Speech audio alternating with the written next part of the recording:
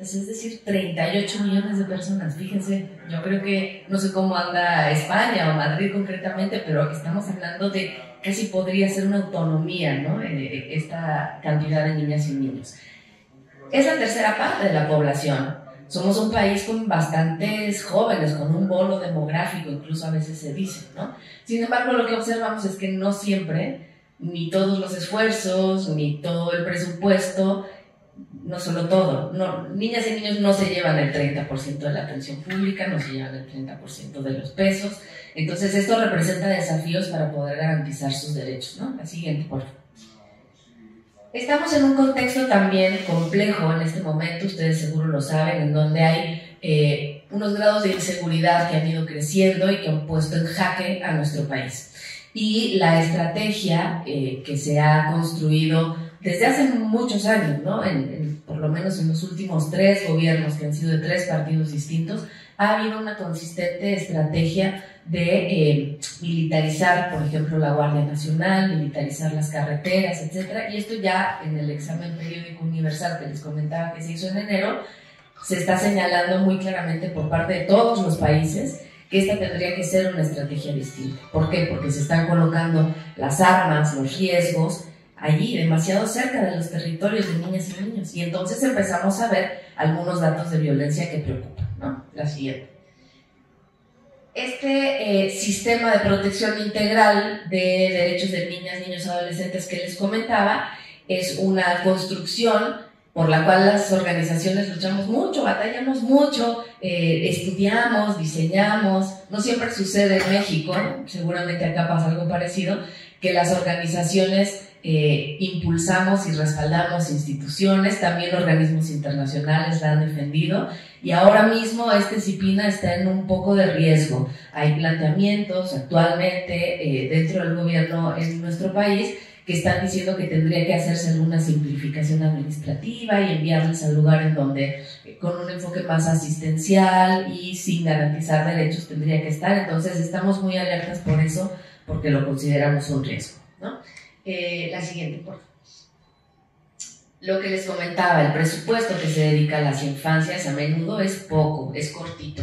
En esa gráfica ustedes lo que pueden ver es cómo ha ido decrementando el presupuesto en la niñez, que es esa línea roja, digamos, perdón, la negra es la de niñez, la de arriba es el presupuesto que se hace respecto del ingreso, el Producto Interno Bruto, ¿no? Entonces vemos si quieres pasémonos, Julio, porque trae demasiada información de este. Hay un principio, bueno, por decirles que si los presupuestos no acompañan la acción pública, pues es difícil que haya recursos, personas, materiales suficientes para alcanzar a esa enormidad de chicos y chicas que veíamos, ¿no? Y esta convención, que no es una convención allá de Ginebra, sino que es un tratado al que México se compromete a darle seguimiento y a cumplir, tiene algunos pilares. Uno de ellos es el pilar de la no discriminación. Y lo que vemos en México, y seguro esto les va a explicar un poco la forma en la que se ve a México, a veces desde aquí o desde otros países. Bueno, México es una de las principales 15 o 16, ya no me acuerdo en qué quedó la última ponderación de la OCDE. Es una de las principales economías del mundo, ¿no? Si ustedes piensan en Latinoamérica o Centroamérica, no dirían que México es un país pobre, no lo somos, de hecho, ¿no? Sin embargo, lo que estamos viendo en términos de desigualdad y de dónde se concentran esas riquezas todavía dista mucho de lo que debe ser, ¿no? Y en esa desigualdad, niñas y niños la viven en primera fila también por algo que se ha construido como una dinámica social, pero también que se institucionaliza en las estructuras a través de leyes, de políticas, de las instituciones públicas, en donde la niñez siempre puede esperar, ¿no? O siempre se cree que la niñez le toca a alguien más. Y esto es, pues, un principio que está perfectamente establecido en muchísimos órganos y tratados. La no discriminación incluso está en el artículo 1 de la Constitución en México, ¿no? Es un principio rector de toda la política pública. Sin embargo, lo que vemos, pues, no acompaña mucho, ¿no? Si quieres la que sigue, Julio. Esta es una de las brechas que a mí más me ha sorprendido. Yo llevo algunos años trabajando, estudiando datos, números y ubicando cómo funciona la desigualdad y cómo funcionan las brechas y la discriminación. Y este dato de aquí me parece que es muy doloroso, pero es bastante clarificador. Fíjense, el 82% de la población indígena entre los 3 y los 17 años vivía en pobreza hasta 2022, que es el último momento en donde pudimos hacer un levantamiento en este sentido. Estamos hablando de población indígena altamente pauperizada, es decir, en México ser indígena podría ser sinónimo de ser pobre, y esto no tiene por qué ser así. Tenemos que desmontar esa idea de la cabeza. Sin embargo, el porcentaje de la población no indígena, que está en el mismo rango de edad, es del 43%. Ojo, niñas, niños y adolescentes son el grupo de población más pobre, ¿no?, que más reúne datos de pobreza, y eso también es algo alarmante, pero lo que aquí nos escandaliza es que estamos hablando de una diferencia de 38 puntos porcentuales. Es decir, nacer niño o niña indígena quiere decir una cadena de pobreza que a lo largo de su vida no se alcanza a desatar, ¿no? Entonces, esta es una de las dinámicas que estamos observando de por qué no, con los cambios generacionales, pese a que México tiene muchísimas condiciones para poder salir adelante, hay grupos de población que por eso quedan históricamente discriminados, y niñas, niños, adolescentes es uno de ellos. La siguiente, por favor.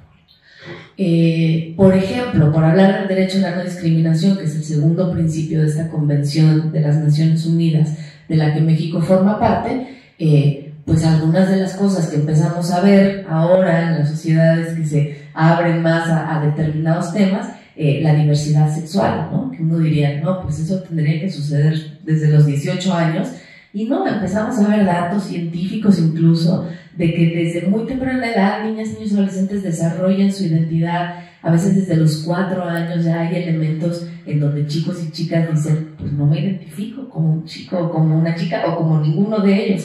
Entonces, creo que esto es algo que también toca empezar a ver desde la infancia y la adolescencia, acompañar mucho con educación, con apertura, con cariño, con compañía, para que no se convierta en una situación grave de trastorno que después pueda terminar pues en problemas que sabemos que tienen nuestros países, ¿no? De salud mental deteriorada, de medicación, ¿no? Mucha medicación, me contaban el otro día, por lo menos en Cataluña, una cuarta parte de los chicos y las chicas podrían estar en un proceso de medicación, porque hay cuestiones de no reconocimiento desde la infancia o la primera infancia que se van manteniendo en el tiempo, ¿no?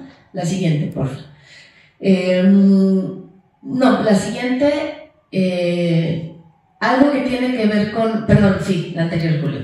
Solamente por detenerme un momento en este principio, dentro del tercero, que es los derechos y libertades civiles, niñas, niños y adolescentes también tienen el derecho de participar, de expresarse, de manifestarse, y vimos en el último año algunas dinámicas en donde, sobre todo las chicas, ¿no?, las niñas y las adolescentes que quieren marchar en un 8 de marzo o que en sus escuelas arman estos tendederos para denunciar a los agresores, pues a veces desde esos nervios institucionales de la escuela que les quiere decir pórtense bien, hemos estado documentando algunas agresiones o algunas limitaciones a las chicas en este sentido, ¿no? Ahora sí, la que sigue. La vida, la supervivencia y el desarrollo es el gran paquete de lo que todas y todos ubicamos que le tiene que pasar a la niñez y a la adolescencia, ¿no? Tiene que ver con salud, tiene que ver con educación. Siguiente, aquí es un caso de una chica, pero lo que observamos, por ejemplo, perdón, esta la voy a explicar también más adelante. La siguiente, por favor, Julio. La siguiente. Gracias. Lo que estamos observando es que hay distintas formas de violencia que afectan ese desarrollo que uno pensaría que está dado, ¿no? Con darle de desayunar y de comer y que vayan al cole. Pensaríamos que eso está avanzando. Sin embargo, la forma en la que se cuela la violencia en los territorios, en las escuelas también y a veces en las casas, pues está poniendo muchas limitaciones a que niños y niñas puedan vivir una vida feliz y plenamente garantizada, ¿no? Por ejemplo, solamente en 2022, pues casi 10,000 chicas y chicos fueron atendidos en hospitales de México por violencia sexual, fíjense.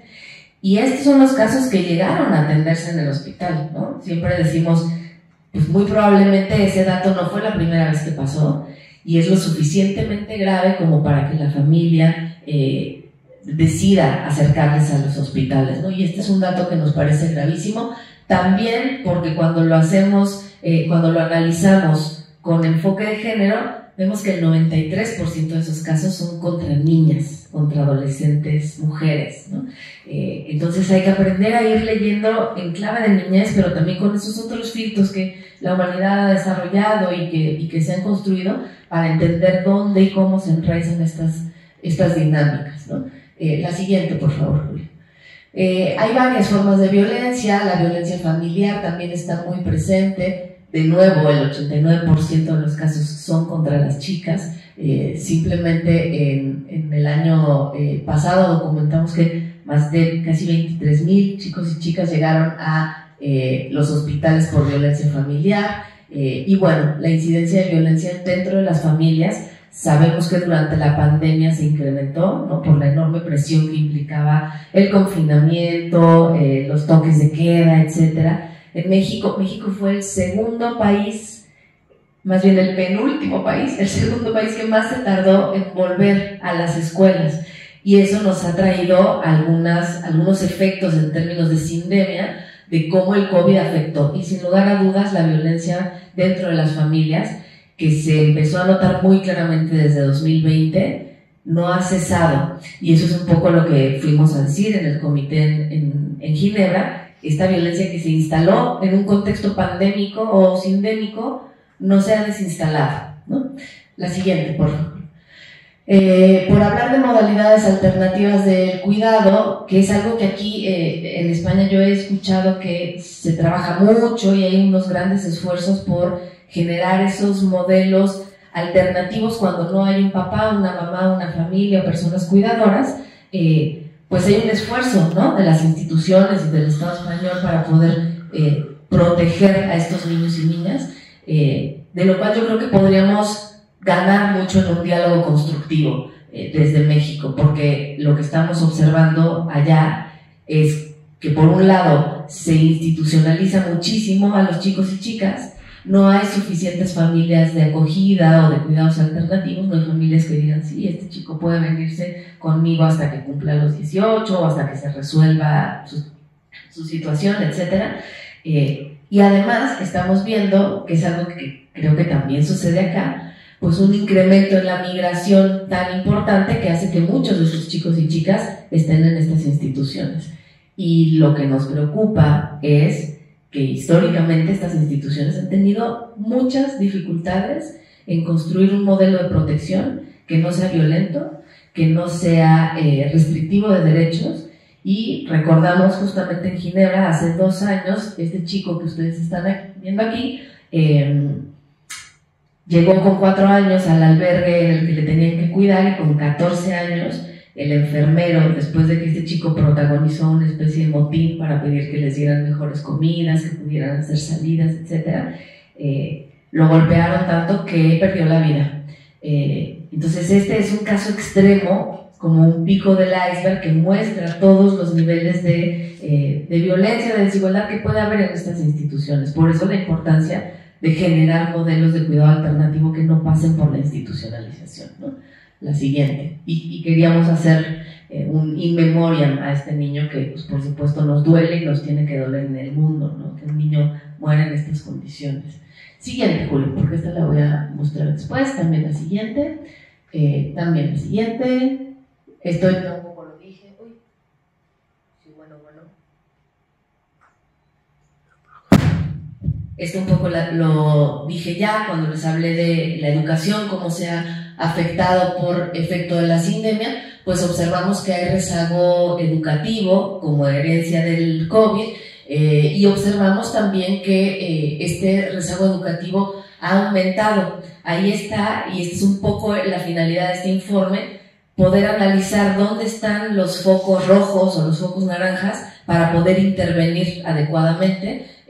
Nuestro país este año va a cambiar de gobierno, muy probablemente veremos la primera mujer presidenta, y este tipo de pistas también son un poco de luces que queremos ir enviando sobre dónde se tienen que poner los ojos, ¿no? El incremento del rezago educativo en un país como el nuestro, en cualquiera por supuesto, pero con los grados de desigualdad que les decía, pues tiene que ser una agenda clave, ¿no? La siguiente, por favor.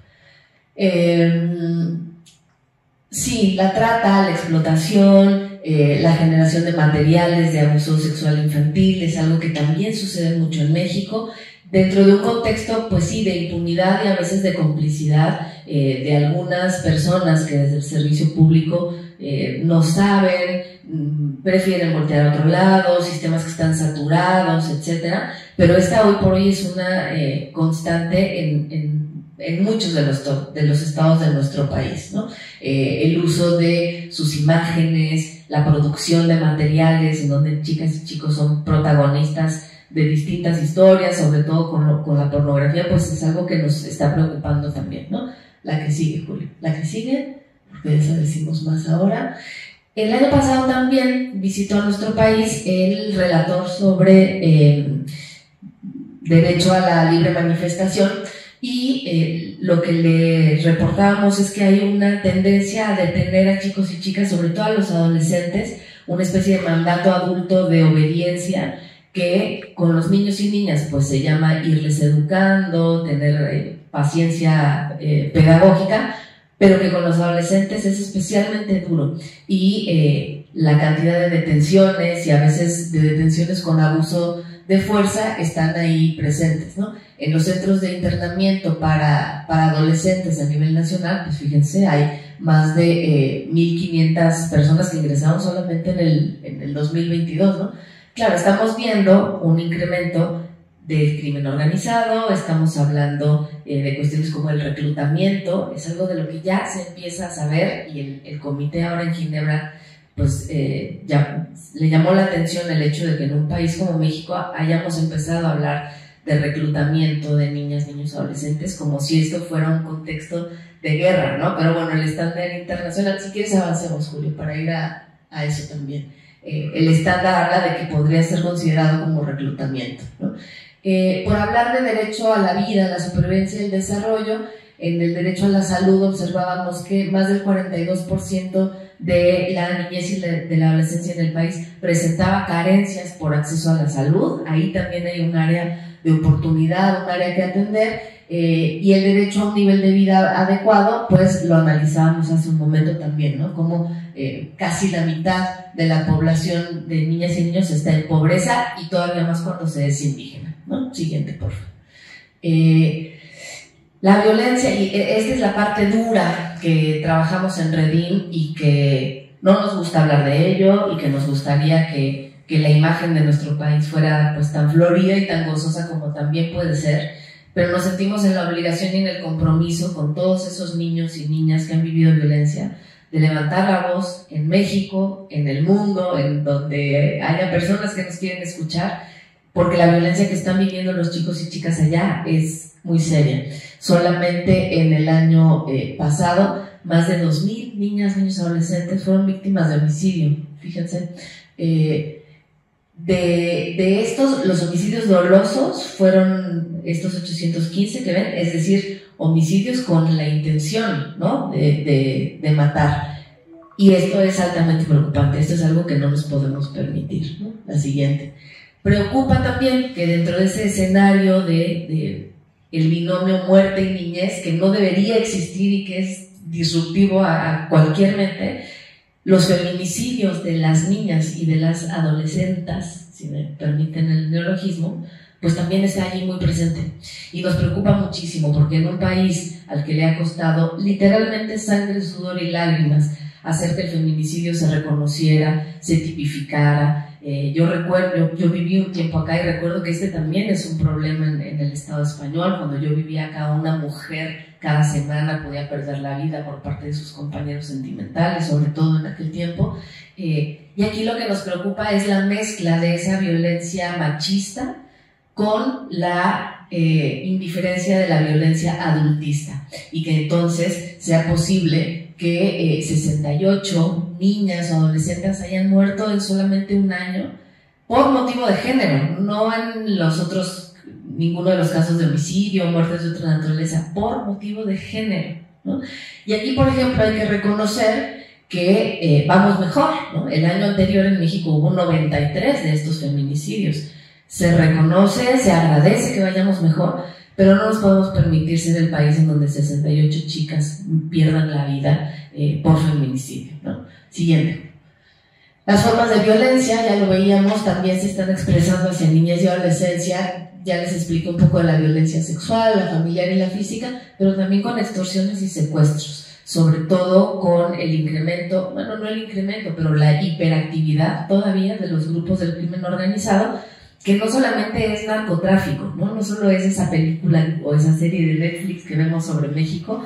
La delincuencia organizada se constituye desde las bandas, los grupos delincuenciales más pequeños y las extorsiones que viven chicas y chicos en estos contextos, pues es bastante notable y les lleva a un rincón, les arrincona, les puede sacar de la escuela, les puede sacar de sus casas y de sus familias y en algunas ocasiones hasta pueden perder la libertad, si no es que la vida.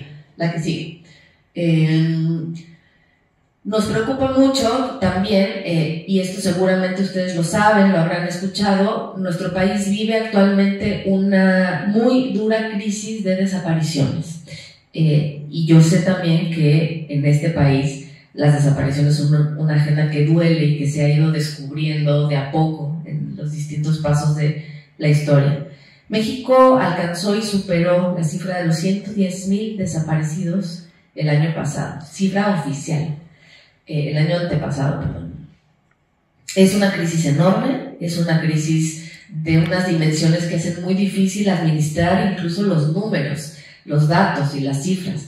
Se están haciendo algunos esfuerzos para intentar entenderlo, pero no siempre están dando los mejores resultados y a veces se hacen pues de maneras que no respetan la dignidad de las familias que les están buscando, ¿no?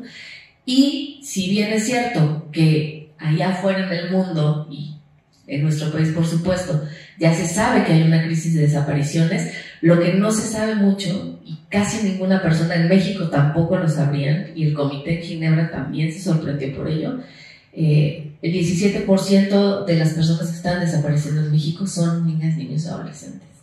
Y si uno analiza cuál es el rango de edad y por género, cómo esto se observa, son las adolescentes entre los 14 y los 17 años, las mujeres adolescentes en este rango de edad, quienes más están desapareciendo. Esto es algo que ya el propio Estado mexicano reconoció en su momento, pero que tenemos que seguirlo diciendo y alertándolo, porque si esto se mantiene como un inobservado social, pues está el caldo de cultivo dado para que esto siga sucediendo y siga sucediendo en la impunidad y con una incapacidad por investigar a dónde van a parar estos chicos y chicas. Afortunadamente muchos de ellos, de quienes desaparecen, después son encontrados con vida, en torno al 80%, pero ese 20%, ese casi 20% del que todavía no sabemos, pues es enorme. Nos siguen faltando más de 17,000 niños, niñas, adolescentes que no sabemos dónde están.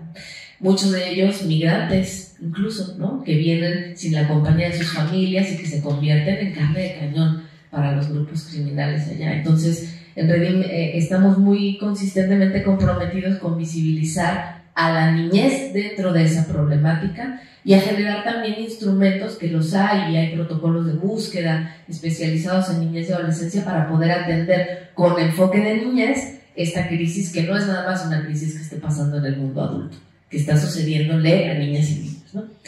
Y también ese último renglón es un compromiso que hemos asumido por visibilizar y acompañar a lo que ahora ya se ha constituido como la niñez buscadora. Esas familias, sobre todo esas madres, ¿verdad?, que salen a las calles a buscar a sus familiares desaparecidos, que a veces los buscan literalmente con pico y palas en la tierra, en los entierros o las fosas clandestinas, o los buscan en los centros penitenciarios o en los hospitales, o los buscan sin parar. Pues esos núcleos familiares que quedan tocados por una desaparición también son núcleos en donde hay niñas y niños desaparecidos, que algunos de ellos están yendo al territorio también con una pala pequeña a buscar a sus tíos, o yendo a las marchas a decirle al gobernador de su estado dónde está mi tío. Entonces, queremos hacer el llamado para que se atienda, se observe y se acompañe a esta niñez y a esta adolescencia que está haciendo un trabajo enorme, brutal y profundamente doloroso, a menudo sin haber sido vistos ni notados y definitivamente no acompañados como deberían, ¿no? La siguiente, por favor. Esto ya se los conté un poco más de medidas alternativas al cuidado, entonces la que sigue. Claro, con la pandemia sabemos que muchas personas perdieron su trabajo. En México no tenemos algo como acá el paro, ¿no? Que si alguien pierde su trabajo pueda, como la economía informal es muy amplia, no existe la posibilidad de que alguien, de que muchas familias tuvieran ese acompañamiento financiero, económico concretamente. Entonces muchas familias se volvieron más pobres con la pandemia. Y eso quiso decir que cuando se está en situación de pobreza, pues uno echa mano de todos los recursos que tiene, incluidos los recursos humanos. Y muchos niños y niñas volvieron a trabajar durante la pandemia, y esta es una cifra que se ha mantenido. En la última encuesta nacional de trabajo infantil que se realizó en nuestro país, descubrimos que se descubrió que la población entre los 5 y los 17 años que estaba trabajando en México incrementó del 11% al 13%. Y estos son datos que tenemos que ir bajando. De regreso de la pandemia tenemos que seguir bajando estos datos. ¿Por qué? Porque ese 13% quiere decir que hay 3.7 millones de niñas y niños trabajando en nuestro país, en un país en el que está prohibido por ley y en el que además lo que preocupa es que algunos de esos trabajos son trabajos que no son dignificantes, ¿no? Hay trabajos que sí lo son y ahí hay que aprender a no criminalizar la pobreza de las familias, a no criminalizar el trabajo infantil. Hay muchas comunidades indígenas que pues producen en conjunto, en familia, en comunidad, artesanías, conjuntamente las salen a vender a las plazas y desde Redim nos parece que esto no tendría que ser perseguido ni criminalizado. Sí la explotación, por supuesto, sí la trata, sí estas cuestiones que son más delito, pero el trabajo que desarrolla la gente para sobrevivir a la pobreza, ya no digamos para salir de la pobreza, no tendría que estar tan criminalizado, ¿no? Pero lo que preocupa en estos datos de trabajo infantil es que a menudo atendiendo bares o como ayudantes en la construcción o en trabajos en donde su integridad física puede estar en riesgo, pues son trabajos en donde también se están teniendo que colocar chicos y chicas, y esto es algo que habrá que evitar, ¿no? ¿A que sí? Claro, en Redim siempre decimos, si nos indigna el trabajo infantil, indignémonos por la pobreza, ¿no? Indignémonos por esos índices de desigualdad que vemos, ¿no? No se vale decir, ay, qué mal que los niños trabajen, pero me tapo los ojos por el hecho de la pobreza y la desigualdad que viven, ¿no? Como hacer esa lectura crítica más acompañada. Nos preocupa también que en las escuelas se han estado viendo pues acoso escolar, que sabemos que es algo que se comparte acá con el Estado español, acoso desde las autoridades, ya les decía, a veces los directores en las escuelas haciéndolo, y las escuelas saludables también es algo que nos ha llamado mucho la atención. En México hay una reglamentación bastante avanzada. Yo cada vez que veo esto con gente de España me da mucha risa, porque en México le ponemos unas etiquetas gordas, grandes, a los productos de las tiendas del supermercado para marcar cuál tiene exceso de calorías, cuál tiene demasiadas azúcares, como para ir construyendo la capacidad en niñas, niños, en general en la población, de leer críticamente qué me estoy comiendo y qué me estoy tomando. Y esto ha sido una avanzada muy importante, sí que ha ayudado, pero lo que también estamos viendo es que en muchas escuelas de muchas comunidades la comida que más llega es la comida chatarra. Es más, ni siquiera tendremos que decir comida porque no lo es, ¿no? Pero los productos chatarra, la bollería industrial, los productos ultraprocesados, bebidas azucaradas. Y entonces México, claro, no tiene un problema de hambre como otros países. No tiene desnutrición, o sí la tiene entre los chicos y chicas más pobres, pero lo que tiene sobre todo es un problema de malnutrición. Fíjense, México es el segundo país del mundo con mayor nivel de obesidad y sobrepeso en niñas, niños, adolescentes. en un problema de salud pública enorme, que cuando esos chicos y chicas crezcan, pues no va a haber sistema sanitario que pueda sostener esa cantidad de personas enfermas. Entonces lo que estamos diciendo es que las escuelas se tienen que habitar de agua potable, de frutas, de verduras, y si bien es cierto que la reglamentación es de avanzada, porque la ley dice no puede haber este tipo de productos ni dentro de las escuelas ni a tantos metros alrededor, la ley existe, pero el reglamento no dijo a quién le tocaba aplicarlo ni supervisarlo. Entonces eso sigue sucediendo. Es mucho más fácil que los chicos y chicas consigan mala comida, ¿no? La que sigue. Bueno, la trata, la explotación, si quieres ya la que sigue, Julio. Perdón, no, la anterior, para detenerme en la de migración. Pensé que aquí estaba lo de reclutamiento. Tiene que ver con esto que les comentaba, de cómo los grupos del crimen organizado han descubierto que niñas y niños son explotables, son tratables, concretamente las niñas, además por la explotación sexual, la explotación con fines de, la trata con fines de explotación sexual, pues es posible y redituable en el caso de las niñas y las adolescentes. Pues también se ha observado que los chicos pueden generar en estos grupos, en estas bandas delictivas, pueden generar niveles de identificación y de fidelidad muy altos. La ley es más permisiva con ellas y con ellos, lo cual es bueno, porque son niñas y niños y son víctimas de lo que les ha sucedido allí, pero estamos observando que estos grupos están utilizándoles, ¿no? Por eso hablamos de utilización y de reclutamiento de niñas, niños, adolescentes por parte de grupos de víctimas. La que sigue, por favor.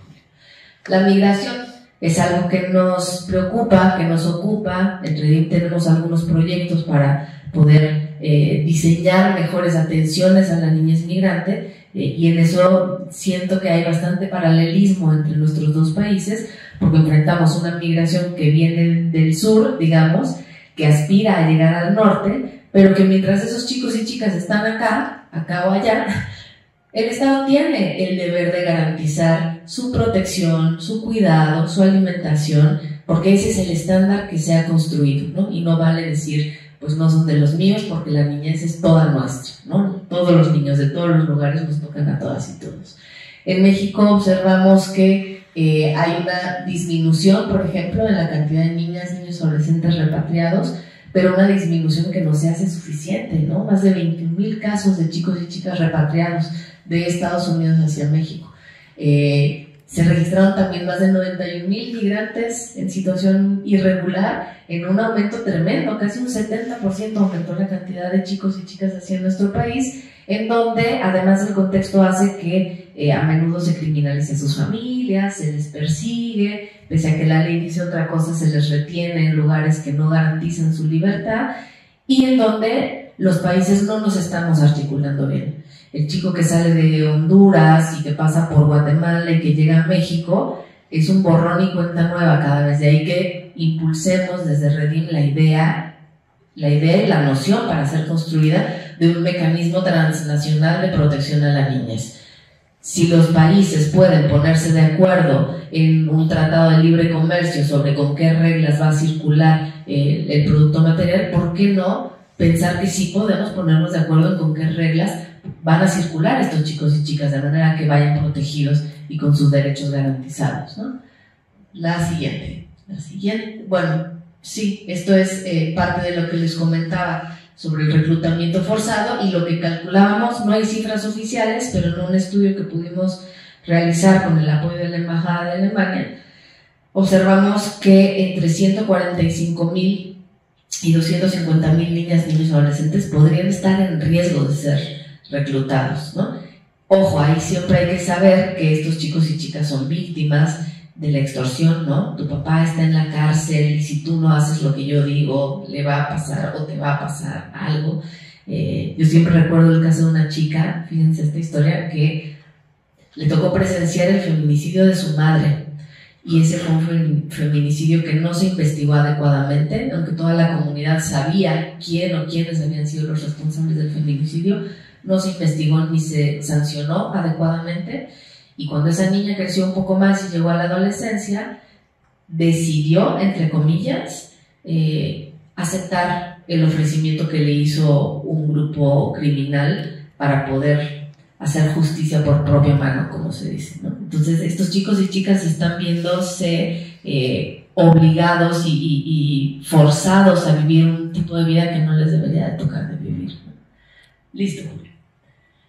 Y hay algunos avances que sí hay que destacar, y eso es importante también decirlo, porque pues, los esfuerzos de un país y también las organizaciones nos esforzamos mucho, y desde la academia hay mucho esfuerzo también para que nuestro país pueda ir todo lo bien que puede y que merece. Y la incidencia en la pobreza mejoró, digamos que hubo una disminución, también en el rezago educativo hay disminuciones. La pobreza y la pobreza extrema, por ejemplo, la pobreza extrema disminuyó casi un punto porcentual, pues es importante, ¿no? Son pasitos que hay que ir reconociendo y que también reconocemos que han sido posibles por estos años en los que, viniendo desde la Convención de los Derechos del Niño, pasando por una ley general de derechos de niñas, niños y adolescentes en el país y aterrizándose en el sistema de protección, pues todas las instituciones se han puesto a trabajar mejor. De ahí nuestra preocupación en que desaparezca este sistema o que sea desmantelado, porque nos parece que estos resultados también son la evidencia de cómo, gracias a esa convención, gracias a que México la ratifica, gracias a que sucede todo este puesta en común y puesta en armonía de los esfuerzos de todo el mundo, chicos y chicas pueden ir mejor, ¿no? Listo. Y algunas de las recomendaciones, bueno, también las uniones tempranas. En México antes estaba permitido el matrimonio entre los más jóvenes si los padres o las madres autorizaban, ahora eso ya no está permitido, entonces han descendido estas uniones tempranas y este matrimonio, y también la maternidad de chicas y chicos, de chicas, claro, que era algo que nos preocupaba porque no era cierto que se casaran y que terminaran teniendo hijos de chicos pares en su edad, eran siempre varones más grandes, ¿no? Listo, Julio.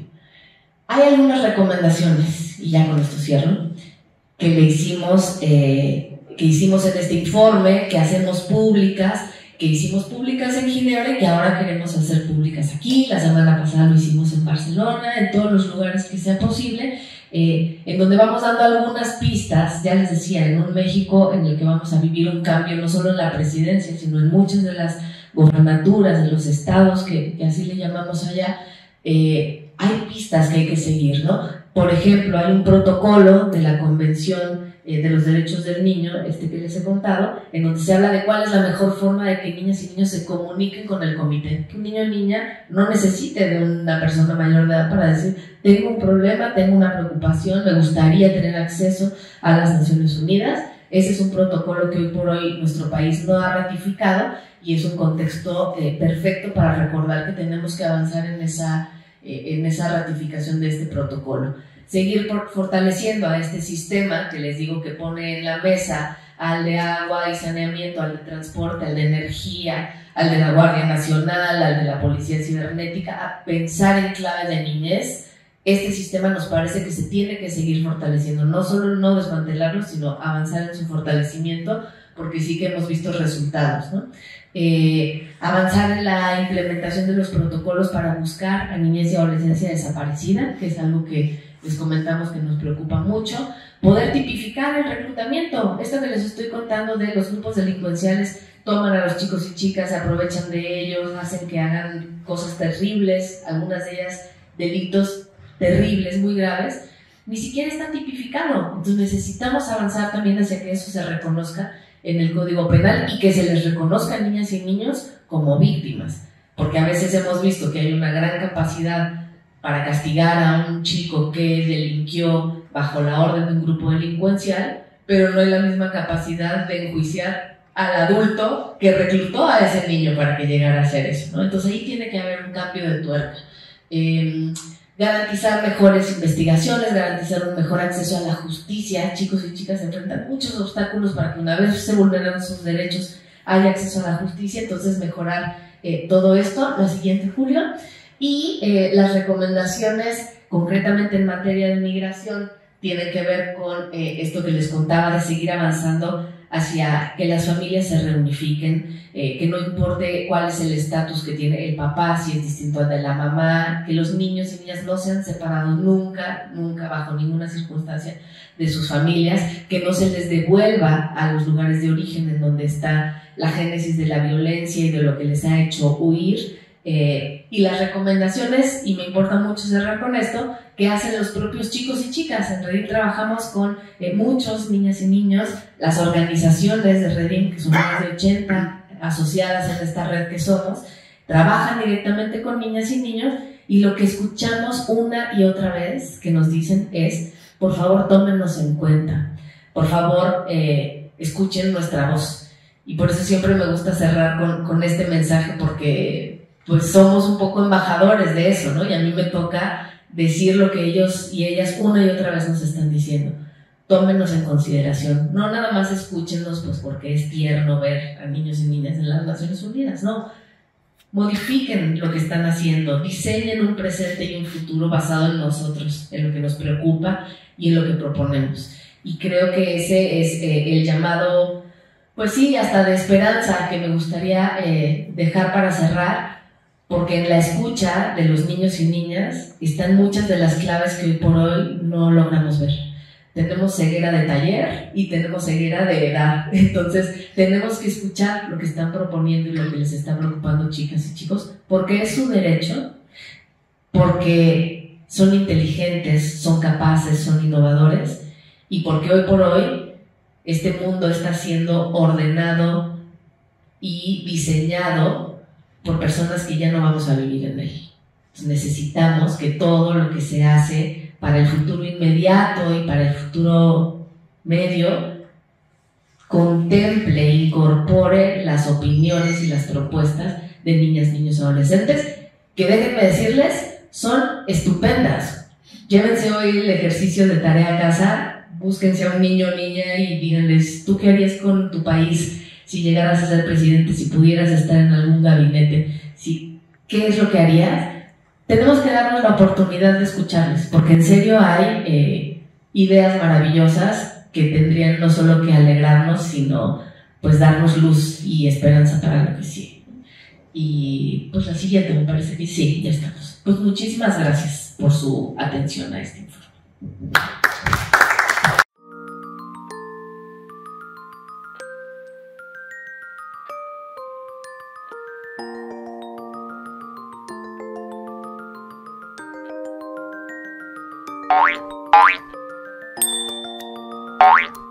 Bye.